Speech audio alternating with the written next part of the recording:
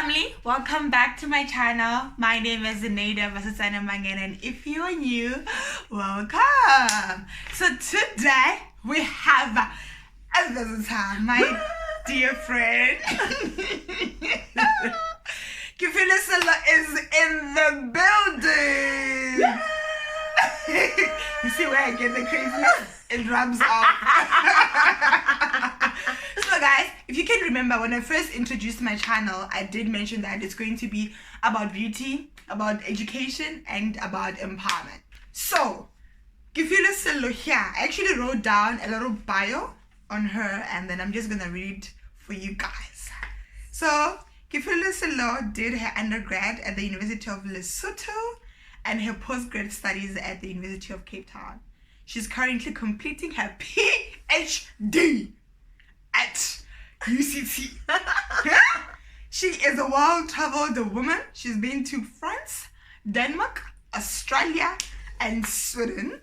She is a researcher, a consultant, an anthropologist, a philanthropist, an environmentalist,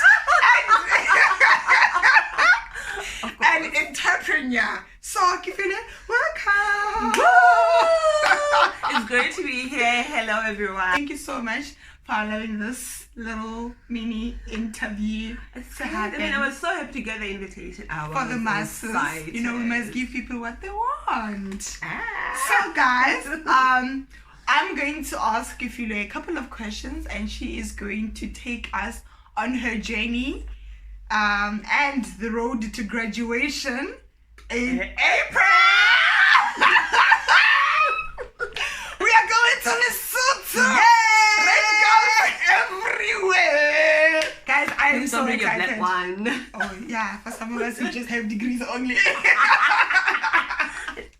I am so excited, guys. I'll be traveling to Lesotho. Let's see if I'm invited. Of course I'm in. What kind of drama? No, my girl here, guys, told me that as soon as she graduates, it's no longer friend. It must have a doctor in it. So when I call her, it's hello, doctor friend. Hi, friend. Hi, degree I feel friend. like you're friend. Ouch. Jokes, everyone. Okay, Jokes. Without wasting any time, let's get into the gist of this video. Yes. So, Kefiloe, why do you think education is important? Okay, great. Education, when we grew up, we're told it opens doors, it does this, it does that, you'll get rich, da. With time, it has proved that that's not the case. You don't get rich because you are educated, but what is important is that you get the skills that can lead you to have a better life. Usually, you learn how to think.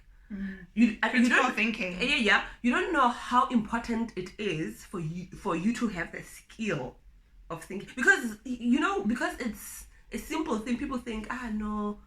You learn how to think. You learn if you don't get a job, then you know how to implement what you learned in class into the real world. Yeah. It translates into the real world. Got it. You get to assess and analyze certain things. You become important to people. True. So when you have education, you don't get rich per se, but you can use your education to get rich. True. And to change your society, to change your families. You get to have friends like me sitting in your YouTube channel. Jokes. Okay. Yes. Next question. Why do you think it's important to educate a girl child? Girl child. For the longest time, our communities as black communities didn't decide like a girl child. When you're a girl, where I come from in Lesotho, if you're 13, you get married or you go work as a domestic worker, or because that's how your family would make money. You understand? So you find that girl children, also because we have traditions, Stefan, where educating a girl child was seen as a waste, because you get educated. The next thing, you are getting married into a different family, and your family does not benefit from your education. So it led to girl children not being educated. So what I and a couple of other ladies that I know did was to have a foundation. It's focused entirely on educating a girl child, because re batla ho bridge the gap. Yeah, education between a boy child and a girl child. True, now things are changing. The conversations around education are changing. Girls are now more, advanced. But for the longest time, we were disadvantaged. What I personally learned through our with our foundation, Zenaidah, is that when you educate a girl child, it's like you break the vicious cycle of poverty. You know what I mean? You find banana for some reason they're more responsible. They are more banally empathy.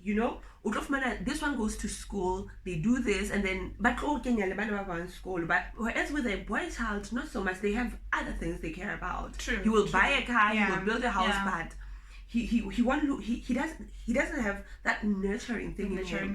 So when you educate a girl child, now I feel you are giving a nation a chance. Wow. When you educate a girl child, you're giving the nation a chance. Yeah. That's very profound. Moving on. Where are we? Okay. So right now we, as already said, we are going for the graduation. Do you care to share? Please do share some of the challenges that you have faced during your academic journey. Oh ma. Challenges, guys. Okay, first of all, I come to UCT from Lesotho. What our government used to do is that you get into a good school and they pay. But this time around, you find they decide, oh no, policies are changing, so we can't be paying for you. Funding, problem number one. Challenge number two, you can't actually call home to say, guys, I need help. You understand? Because you know the kind of situations you left at home. Sure. You understand? You instead of you calling home, you think, you're adding on to the problem. Yeah. So I might as well take care of myself. Thirdly, it was the culture shock. Yeah, being in Cape Town, being at UCT, UCT is up here. My university doesn't even appear on the top 100 in Africa. It doesn't. Sure. So you can imagine coming from that university. Not that it's a bad university. Yeah. Lesotho is a good university, but coming from that into world class where things are done. The number one university in Africa. And you are dealing with poverty at the same time. You're dealing with you don't have money for this, you don't have that, you don't have funding, it became such a struggle. When I passed my honors, I knew I'd pass anything anyway. Take me to Harvard, I'll pass. Yes. Because if I was able to overcome that, and also imposter syndrome, where now you suddenly just so pissed. You're like, that's where you were. You were a star. You were an A student, but now you're still an A student material, but now and I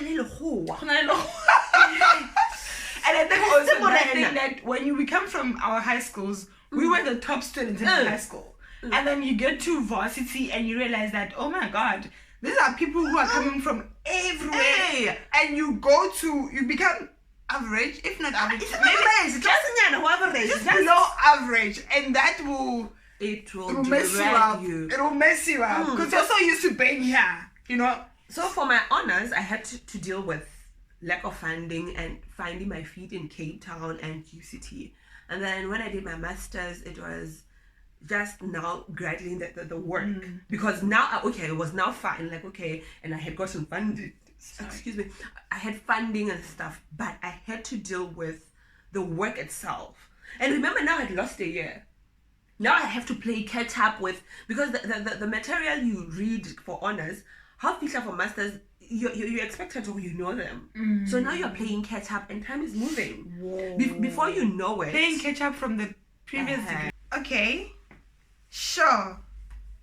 Yeah, this woman is very, very wise. I'm learning so much from her today. I don't know. I mean, I always thought I know her, but until you actually sit down and you listen to her speak, you realize, but sure, so much wisdom. Okay, so what would you say as one of the best, just one, mention one best career choice you've ever made and one worst career choice you've ever made?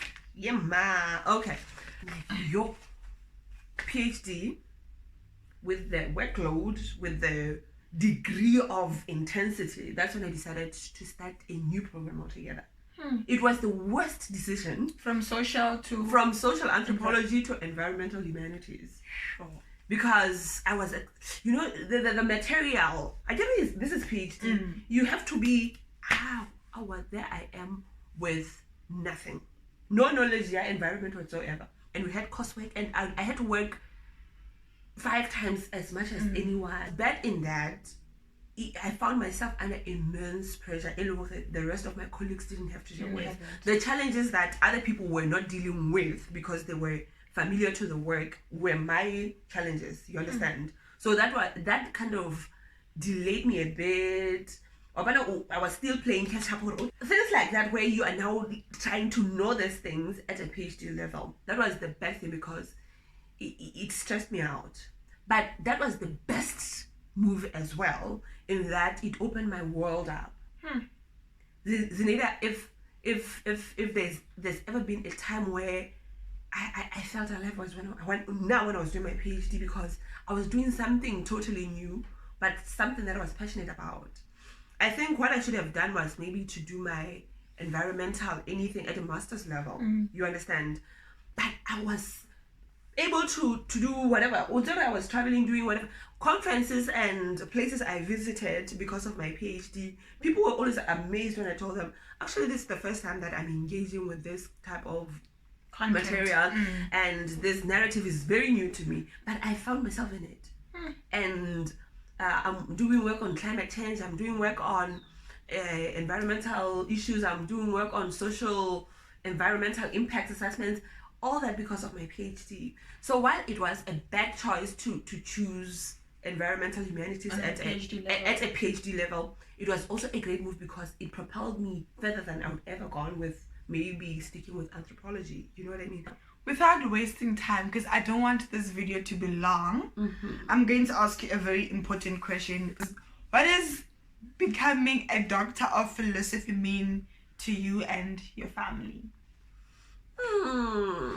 Doctor of Philosophy in Environmental Humanities. It means, to me as a person, it would, one, mean I was able to overcome the struggles of learning, like I just shared. It would mean to me that I was able to grasp certain theories and make my own theories, because ultimately that's what you do as a PhD. You create theories and whatever. That is for me. But for my family, it means black child, you did it. Girl child, you did it. Girl not from a rich family, you did it. Sure. And I know your question wasn't just about it was just about me and family, but to people I grew up in a community who might share in my joy, it would mean, hey, but it's possible. It's possible. Because I think what discourages most of us is seeing who succeed at people who wasn't normal. Isn't like people that you can't relate to. People you can't relate to, people who are far from you. But if somebody you grew up with in the dusty streets of Maseru is getting a PhD, it says to you, but it's possible. Hope. Yeah. If somebody who was asking 5 rand from you to go buy a banana is, you understand, higher success and attaining certain things, didn't a trademark on it, or it's only for certain people. My last question. Woo! Bring it on. As you've mentioned that you're not from a rich family. You had your own challenges, coming from Lesotho to Cape Town, the University of Cape Town. What advice would you give to that young girl who finds herself trapped in poverty? Oh wow. Wait, now, to answer that question, there was a time when we met in 2013. Was it 2013 when we met that friend who didn't have a place to stay? I won't mention her name because, but you remember her? I will say the same thing I said that night. If you still remember that, you didn't come this far to give up. If you made it to UCT and you don't have a place to stay, hell, you're not going back home. True. So to take it on a broader spectrum, don't allow challenges to stop you. If you're a Christian, I'm going to tell you, Satan is not sleeping. Sure. He won't give up on you. No. Sham. No, and it's serious. We forget that part. The devil is there. If you're a believer, there are forces that will try to stop you. There are challenges that will try to stop you. There are people. It can't be smooth sailing. If you want smooth sailing, you might as well, I don't know, try what. Because even if you sleep, don't try new things. Don't try new things. Stay in your room and you won't be challenged. Even in your room, there'll be challenges because there'll be a mosquito, there'll be a fly, there'll be I think what we need to do as people, this is my message to your viewers, that you have to have the hunger and the desire. Because when you're hungry and you desire it, believe you me, if there was a time when I was Zenaidah, what you don't know is one time I slept outside in Cape Town.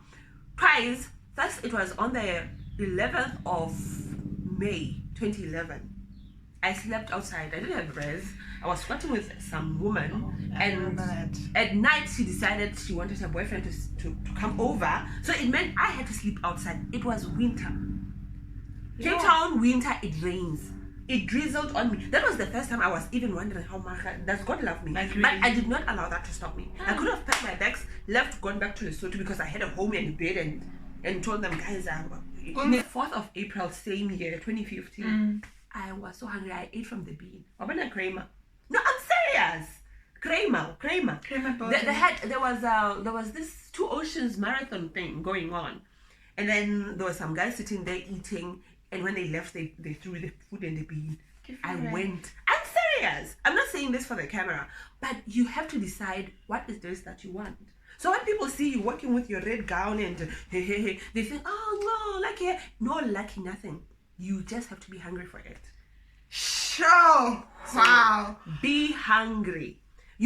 Sure, guys, that was a mouthful. Kefiloe, thank you so much. Thank you, Zenaidah, for inviting me. Thank you guys so much for tuning in. I hope you enjoyed this kind of content. So I will see you guys on my next video. Don't forget to comment, like, and subscribe. Ta-da! Thank you.